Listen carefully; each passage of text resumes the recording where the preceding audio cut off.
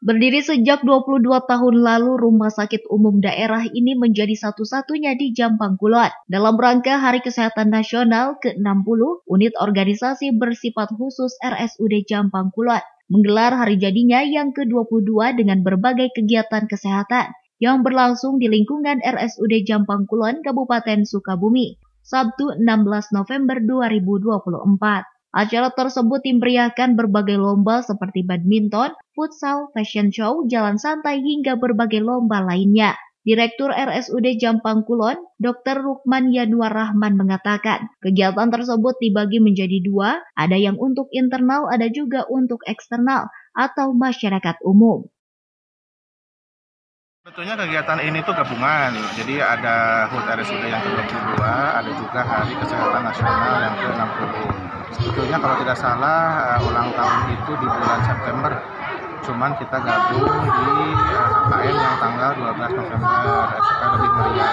Jadi memang kalau di RSUD Jampang kita gabung saja setiap tahun HKN sama ulang tahun itu di bulan November biasanya tanggal 12. Nah, pada kesempatan tahun ini alhamdulillah di tanggal 16 November.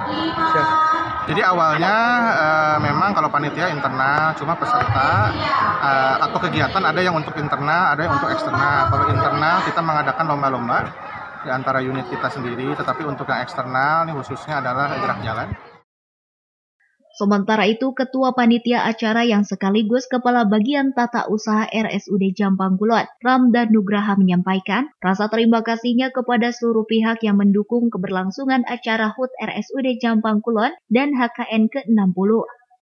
Kemarin yang terakhir bukan kemarin ada. Kemudian kemarin sebelumnya kita melaksanakan peringatan kemerdekaan dan Agustus kemarin. Alhamdulillah ada perbedaan. Kalau kemarin kita tidak ada main DJ-nya, sekarang ada DJ-nya gitu kan. Kemudian door prize-nya hadiahnya pun karena banyak sponsor-sponsor dari para donatur. Alhamdulillah kalau kita hitung kemarin itu door prize-nya kurang lebih ada 256. Alhamdulillah ini berkat kerjasama kita semua dari para sponsor, kemudian teman-teman dari wartawan juga, dari LSM juga membantu.